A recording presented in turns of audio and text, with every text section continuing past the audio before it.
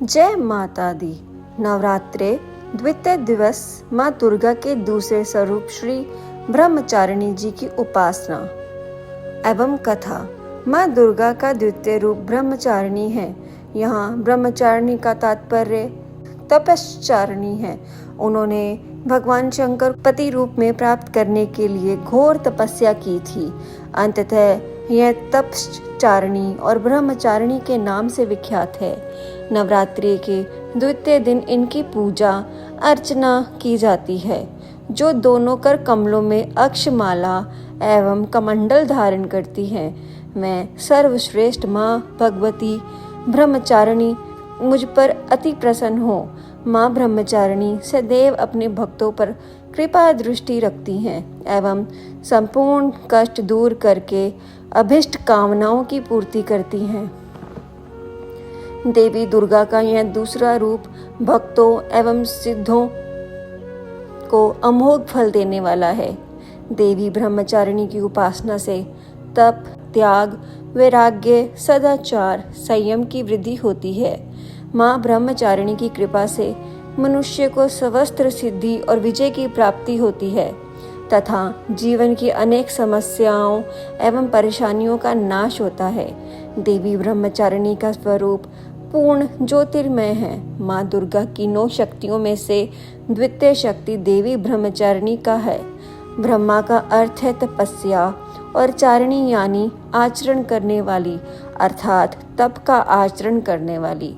माँ ब्रह्मचारिणी यह देवी शांत और निगम होकर तप में लीन है। मुख पर कठोर तपस्या के कारण अद्भुत तेज और कांति का ऐसा अनूठा संगम है जो तीनों लोकों को उजागर कर रहा है। देवी ब्रह्मचारिणी के दाहिने हाथ में अक्षमाला और बाएं हाथ में कमंडल होता है। देवी ब्रह्मचारिणी साक्षात ब्रह्मा का स्वरूप है, अर्थात तपस्या का मूर्तिमान रूप है। इस देवी के कई अन्य नाम हैं, जैसे तपश्चारिणी, अपर्णा और उमा। इस दिन साधक का मन स्वाधिष्ठान चक्र में स्थित होता है। इस चक्र में अवस्थित साधक माँ ब्रह्मचारिणी जी की कृपा और भक्ति को प्राप्त करता है। माँ ब्रह्मचारिणी कथा। माता ब्रह्मचारिणी हिमालय और मैना की पुत्री है। इन्होंने देव ऋषि नारद जी के कहने पर भगवान शंकर की ऐसी कठोर तपस्या की, जिससे प्रसन्न होकर ब्रह्मा जी ने इन्हें मनोवांछित वरदान दिया, जिसके फल स्वरूप यह देवी भगवान भोलेनाथ की वामनी अर्थात पत्नी बनी। इस कठिन तपस्या के कारण इन्हें तपश्चारिणी अर्थात ब्रह्मचारिणी नाम से अभिहित किया गया।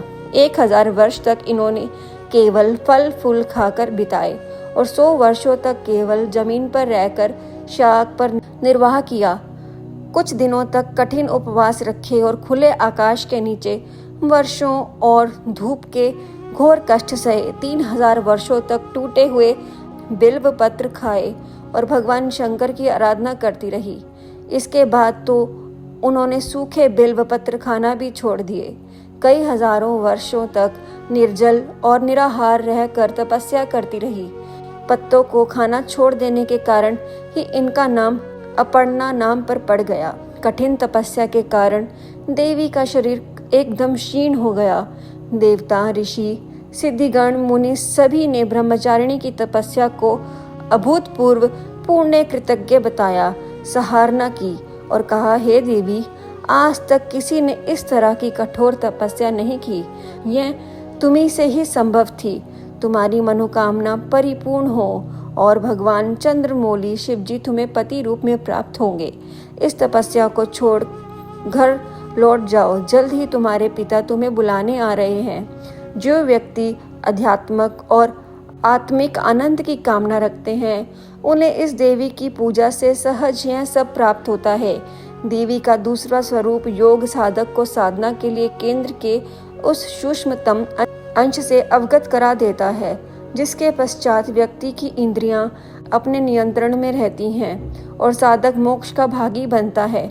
माँ ब्रह्मचारिणी की प्रतिमा की पंचोपचार सहित पूजा करके जो साधक स्वादिष्ठान चक्र में मन को स्थापित करता है, उसकी साधना सफल हो जाती है और व्यक्ति की कुंडलिनी शक्ति जागृत हो जाती है।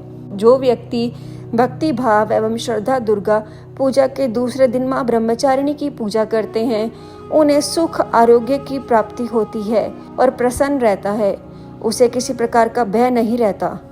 तो सभी बोलिए माता ब्रह्मचारिणी की जय। जय माता दी।